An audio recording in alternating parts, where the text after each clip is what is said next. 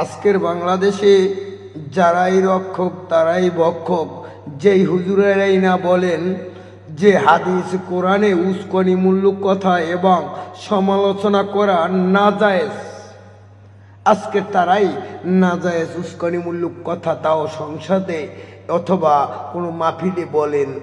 এইগুলা কিন্তু জনগণের কাছে কেমন লাগে এবং কি চোখে দেখবেন, সেই প্রশ্নই আমার বাংলার মানুষের কাছে এবং বাংলার সাধারণ জনগণের কাছে। এই সংসদে উপস্থিত আমি এবং আমার আরো দুজন নারী সহকর্মীর বিরুদ্ধে এই সংসদে উপস্থিত আরেকজন সংসদ সদস্য যে কদাকার কুৎসিত ভাষায় মানে ওয়াজ মাহফিল করেছে, যে কুৎসিত ভাষায় তারা বক্তব্য দিয়েছে, আমি আপনার কাছে এই ব্যাপারে বিচার চাইছি মাননীয় স্পিকার। আপনি বিষয়টি সংসদে দৃষ্টি আকর্ষণ করছি, আপনি বিষয়টি কি দেখবেন? ধন্যবাদ মাননীয় স্পিকার। রমিন ফারহানা আপা আছে, এরপরে যে মন্ত্রী পটলের মেয়ে আছে ফারজানা শারমিন। আমার ডাইনে বামে আমার এমন ভড়িয়ালা লোক আমি পেয়েছি, যেগুলো সিরিয়াল করা থাকে আগে থেকে, কে কোথায় বলবে আমরা জানিও না।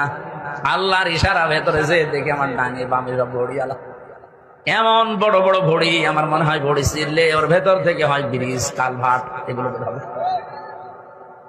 মহিলারা ওদের দেখলে লজ্জা পাবে।